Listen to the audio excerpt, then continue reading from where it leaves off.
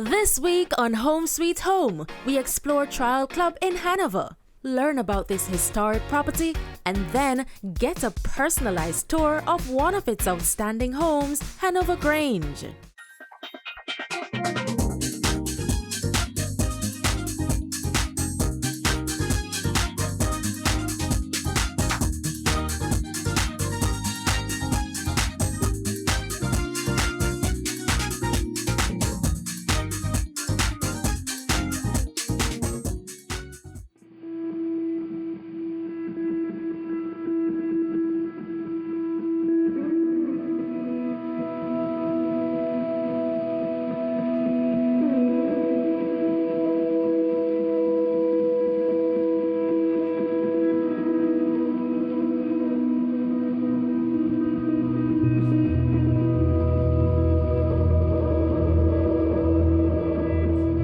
Tryall has always fascinated me, and I've known it since the late 1960s. It's an indelible part of the national heritage of Jamaica, and it's listed as such in Kingston. We can actually trace the name as far back as 1680.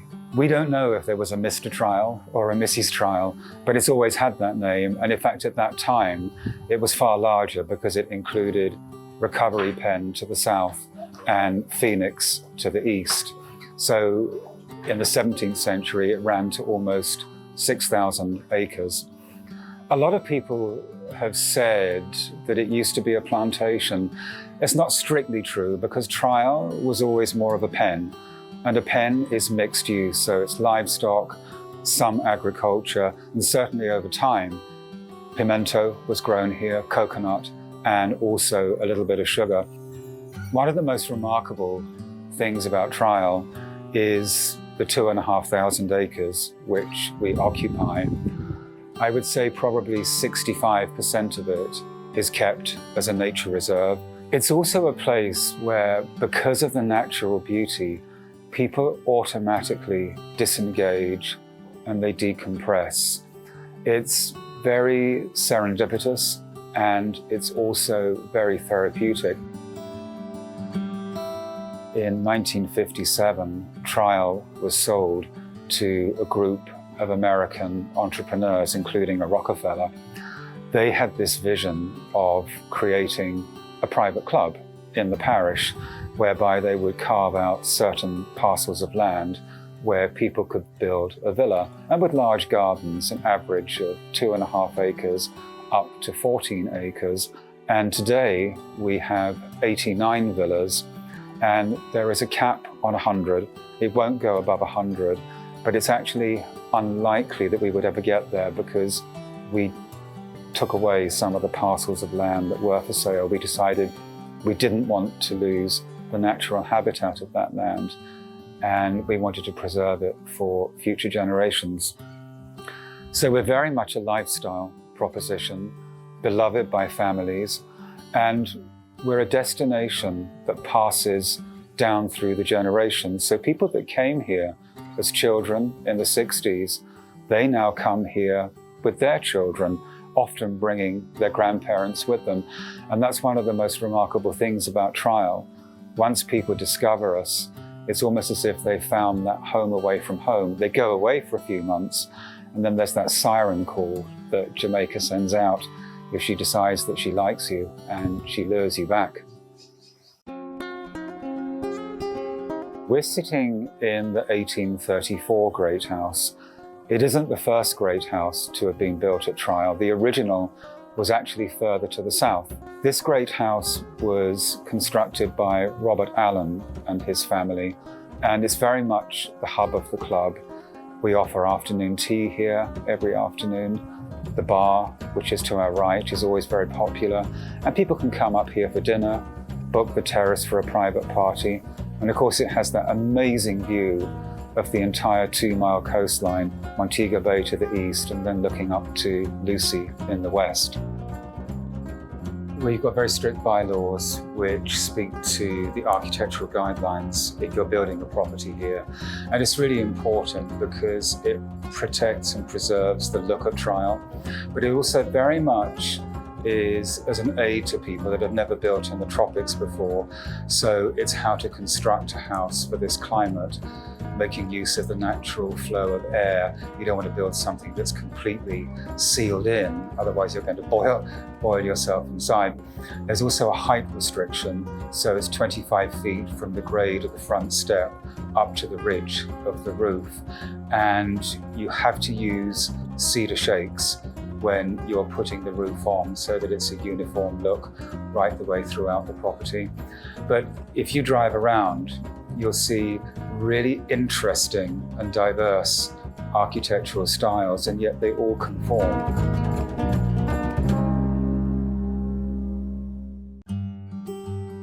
The majority of people that buy here, they will come for 6 or 8 weeks a year.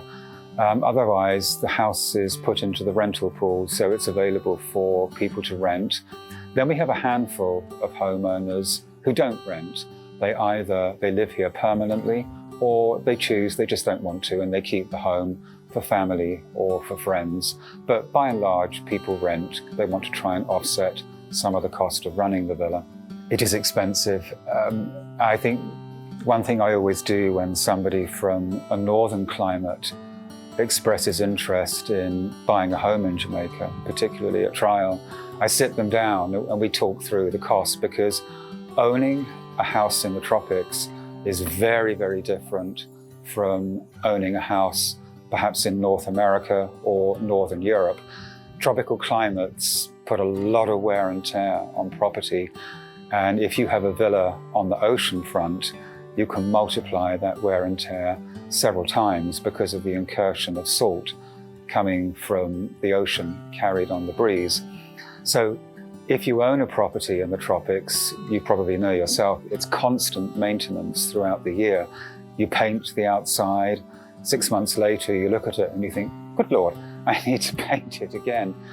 So it isn't a cheap proposition, but it's something that if you do take the plunge, it gives you so much pleasure, and you feel that you actually belong to the country, because very much you are becoming a bona fide Jamaican when you buy a property at Tryall.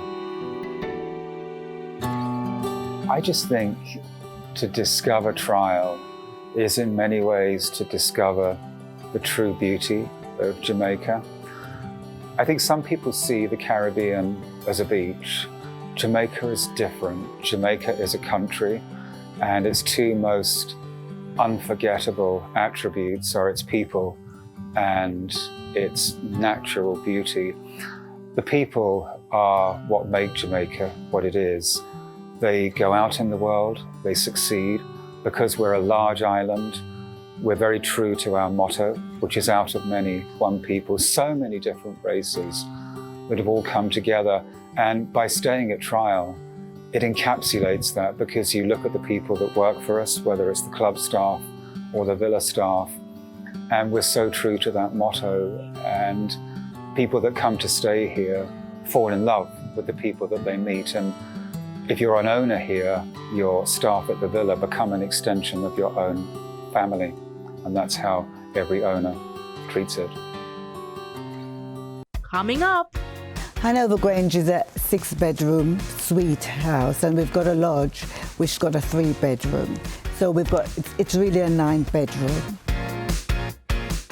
welcome back to Home Sweet Home. Tryall Club has many beautifully designed properties, but the eye-catching Hanover Grange certainly stands out. Hi, I'm Teresa Roberts, and this is my husband Andrew Roberts.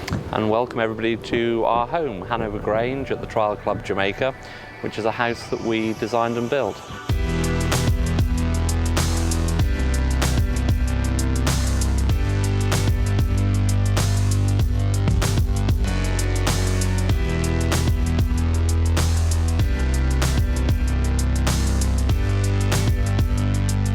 Hanover Grange is a 6-bedroom suite house, and we've got a lodge which got a 3-bedroom.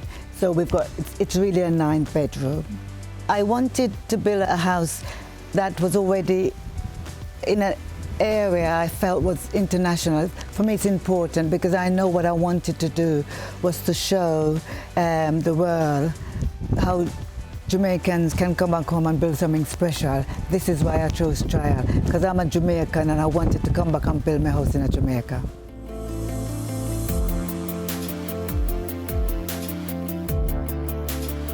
What inspired the name was that we've got a home in Somerset called the Grange, a Georgian house. So that was always going to be, you know, this is a replica, a modern version of the Grange, because the Grange is a beautiful, beautiful home and it's Georgian. So I obviously wanted to call it the Grange. Now, Hanover is the parish it's in, and the Grange actually means big house. So this is what inspired the name, and my husband immediately thought of that, and it's a beautiful name.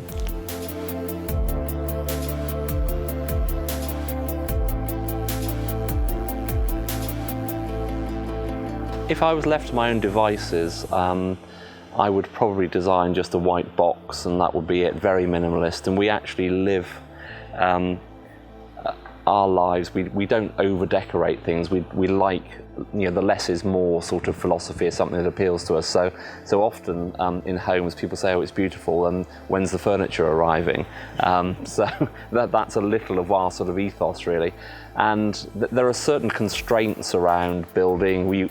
On this particular property at Tryall, there are various parameters you have to conform to, heights, size of roofs, etc., etc. So working within those parameters, I then tried to get as close as I could to the sort of way that we live our lives. And Teresa had some very specific views about what the house should do, how it should function, and that dictated a lot of the design, really. When I was living in Black River, Jamaica, we had a little wooden house which was beautiful, organic, and it always had a veranda. So I wanted all the bedrooms to have a sort of a veranda feel, where I felt I was up looking out like I did as a child. She very much wanted it to be a family home. A lot of the homes here are divided into pods, where you basically have separate living spaces, but she wanted all the family under one roof. So that was one of the challenges that we had. She also very much wanted a double height ceiling, or a double height living room. And so that dictated the way that we came into the house and dropped down, because you can only build so high above the highest point of the land in Tryall, because that's one of the club rules. So a lot of what she wanted, she said, this is what I want, this is what I want, this is what I want. And then I had to go away, scratch my head, say, well, these are the club rules, this is what she wants, how do I fit all this within that? And I mean, we used an architect, obviously, but actually I sketched out the first basic design of the house on sort of, you know, a bit of paper at work, and it didn't actually change very much from there. But it was taking all her wishes and needs into consideration and trying to get them to fit within the rules and what we were actually physically able to do. The way that most houses are designed in Jamaica, in order to allow the wind to go through, you don't tend to have surfaces that are not porous in some way. So that's why you have the shutter design. So effectively, if there's a hurricane, what you're trying to avoid is the roof popping off. We quite like glass and the feeling of solidity. So what we designed in was something with hurricane-proof glass that was brought over from Miami in the end. So it's special toughened, strengthened glass.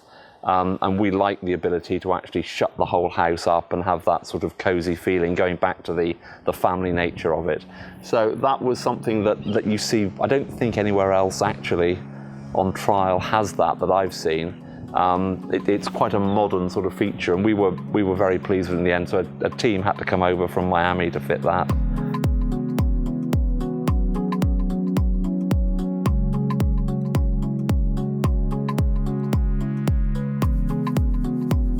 I'm an arty person, and everything I look at is almost like an exhibition, you know, and I know less is more. And if you put too much in anything, it's overcrowded and you can't see the importance of it all. So it's always the way I do. If I'm going to do an exhibition, I just always want to do the less, just show the things that are good rather than clutter. Clutter doesn't appeal to me, really. I mean, we actually like the beauty of the building itself, and one of the very nice things that we were really pleased with about the house, although we're slightly biased, is that almost from every angle it looks attractive. It looks beautiful. So that's something we don't want to hide. We don't, this is the form, not hiding it. It's beautiful in itself. The first thing I bought for the house was my chandeliers, because I wanted to create this house that had black chandeliers, because I'm a black Jamaican. And I wanted to everybody to say, oh, do you know that house with the black chandeliers? A black Jamaican owned that. And that's why I created that. And then I also had the thing about having all the black things. So then I went and got black bath, because it's so important to have that little bit of colour to distinguish different from any other house. And that's what I created for myself. I mean, there were certain aspects of the house where we wanted to, in as much as we could, to get it to reflect us and our personalities. And so the black obviously reflects the fact that Teresa is a very proud black woman, and she wanted people to know this was a house owned and built by a black woman. We pushed the swimming pool further away from the house than you would normally do in a holiday home, because I wanted a little of English formality about the house as well. I mean, Georgian architecture is obviously, mainly came from the UK, and I wanted a little English formality about the house, not just a holiday home with a swimming pool in front and lots of suntanned bodies walking around in front of me having tea at 4 o'clock in the afternoon, which I don't, but if I wanted to, I could. The actual construction process was 18 months. Oh God, 18 months, 2 years, such a long time. Something like that. Yeah. Building from whatever it is, 4,000 or 5,000 miles away, was much easier for me as a person than building around the corner, because I'd have been around there every 5 minutes saying, what are you doing here? And all I could see was pictures sent back every week.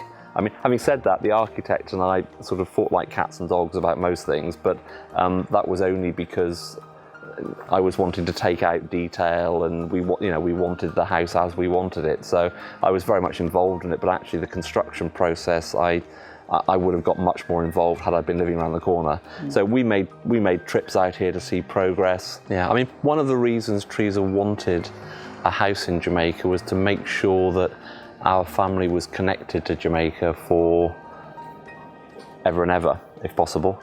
So that, the next generation, the generation after that could come and use this home and enjoy it, and they wouldn't forget their old grandparents who'd left them something that they could enjoy in life and an experience in life that hopefully they'll treasure forever.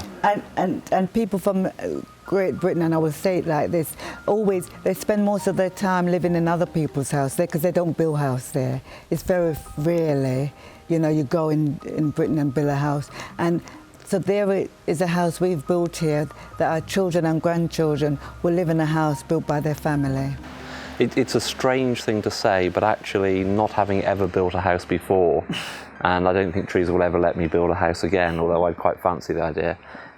It's actually quite emotional to think you've left a mark on the planet that actually is you. Yeah. And it sounds strange, but it actually is quite emotional to think that is a bit of the world that I've created. Yeah. Don't go anywhere. We wrap things up with Teresa and Andrew Roberts when we return. Welcome back to Home Sweet Home with our showcase of Hanover Grange at Tryall Club in Hanover.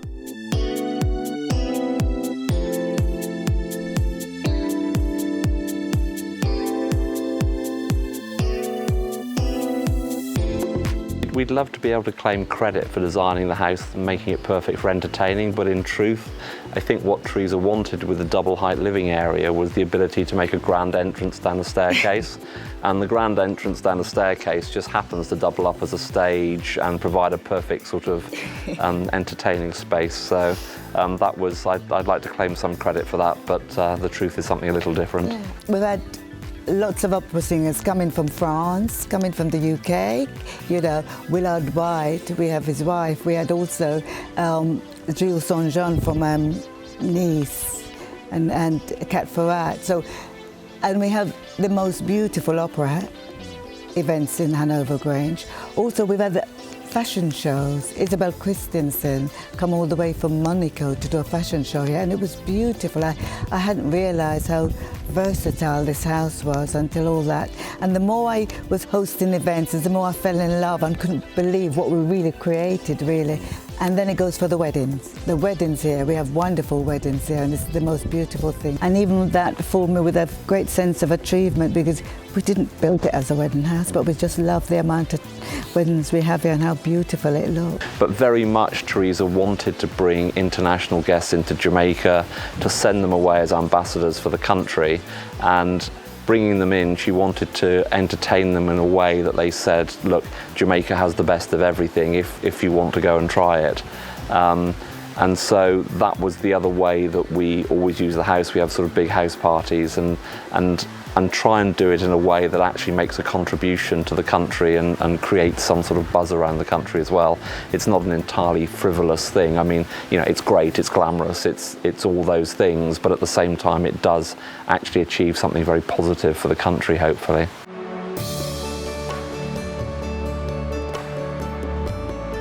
When we opened the house, Ivana Trump came and stayed with us. Went down to the Sugarcane Ball, but she actually was sitting there watching the chandelier being installed and watching 5 Jamaicans up a tower trying to put the chandelier up, and I think absolutely thinking, what is going to go wrong? Something's going to go, but it all went perfectly. So Ivana Trump came initially. We also had some very well-known boxers. So Chris Eubank has stayed here with us. David Hay has stayed in the house on numerous occasions.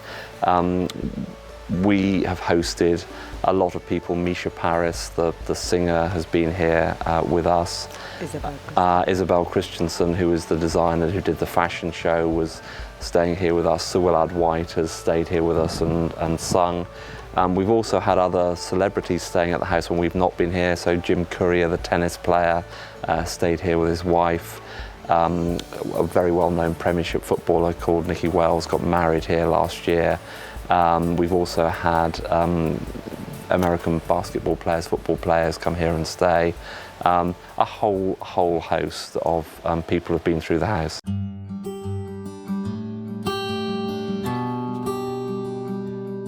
I'm a great fan of Jamaican art, and I try and promote and support that. And because I felt as a small island, we had a great art community, and I really do like the quality of the Jamaican art. I felt that this house has to represent me, and I needed to push the Jamaican art. So all my suites are named of Jamaican artists, which is why I have Edna Manley, Barrington Watson, Albert Hewitt, all the great Jamaican artists that contribute to these younger generation. And the other thing is, I've got a gallery. I wanted a gallery because, again, you know, to have a home with a gallery is so special, and it's part of my passion about promoting the Jamaican art. And the other thing was, because I'm so involved in everything, because I think in life you have to care about everything. You have to care about politics, you have to care about art, you have to care about everything, and you have to be a part of it. Otherwise, you can't complain if it doesn't work. And I always I thought, how many people in the Jamaican cabin? And I was told 30, so I thought I had to have a dining table for 30. Which is why I had a dining table for that, just in case I want the cabinet to come and visit me. Having sat and thought about specific purposes for specific rooms and areas, I think we've probably exceeded what we expected for each of those areas because they've all been used in the way we anticipated. Yeah.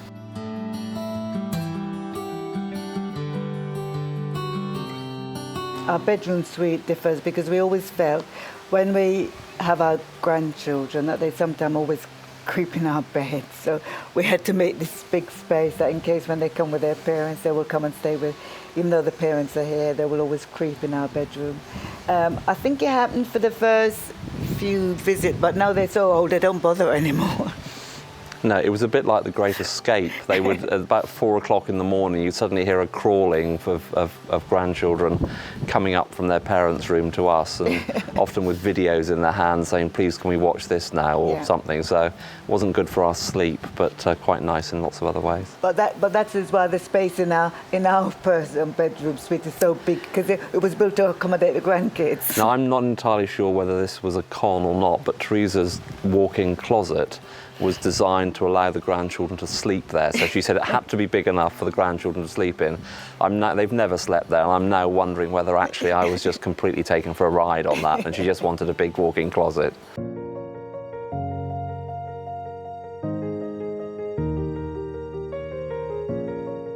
I spent a lot of time in London, but whenever I returned back to Jamaica and see the house, I looked and I'd sort of pinch myself. Did we actually build this?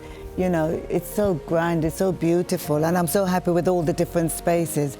And each space I enjoy in different way at different times. You know, I love the terrace and sitting around and look at the world and feel the breeze. And this breeze is almost an organic air condition. You know, I sit here and I love the breeze. Dinner time, I love sitting out here and eating. I also love sitting in my bed and watch the sea and have breakfast in bed on my lap and enjoy the views of seeing where the sky touched the sea and all the greenery. You know, I love everything about this house.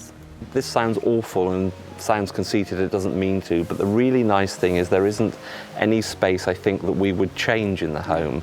So everything, and I think that's quite rare when you build, because in a sense, if you start with a blank piece of paper, you can only get it wrong. But we've created something that we wouldn't change anything. And it depends on the time of day. I mean, I love sitting on the terrace. I can sit there from first thing in the morning with cappuccino to last thing at night with a beer and practically not move all day, really. And I'm very happy sitting there, not doing anything very much, just looking at the sea. So that I probably spend more time on the terrace than anywhere else. But different functions, you know, the different spaces all work very well. Yeah. And it's a house that's very private. It's amazing. You could be here with all the bedroom suites with people in and nobody see anybody. It's so private. They've got space to be left alone. They could have lunch or dinner on the terrace. You know, it's a very private house. So every suite has its own terrace where you can sit and eat. Obviously has its own, you know, facilities, so it's all, you know, self-contained for people. I think what people enjoy about homes is that once you've got a home with a chef and a butler and the freedom of space, etc., it's much nicer than being in a hotel. You know, I mean, when we travel in Europe for our family holidays, we wouldn't want to be in a hotel. We go and rent private villas because it's a different style, it's a different feel. It's like home from home, really. I don't like to think about the cost of making this home. It's the old joke, you know, I gave her an unlimited budget and she exceeded it. It was worth every penny, put it that way. The truth is, and this is it's not easy to say, it was not an easy process for us to build this home and to find the money to build it, by any stretch of the imagination. But you can talk about cost and you can talk about value.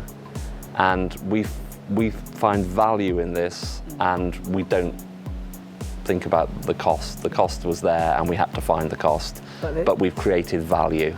Your home is going to be the best investment of your life. It doesn't have to be grand, but once you're comfortable with it and give yourself achievement, self-achievement is such a great thing. So all is so important. I owned my first house at 19 and it gave me a confidence to go out and do things. So it's a very important thing that Jamaicans, young and old, should be able to own a home. I think it ties in with the basic human instinct to secure your family's future. And I think owning a home is something that secures your family's future and makes you feel that you've done one of the things you should do in life and fulfilled that ambition. It's not easy in any country, and you know, not only Jamaica, but there is something for sure. There is enough young, ambitious Jamaicans that gone out there and get it, and you can get it. It's hard work, but you can get it.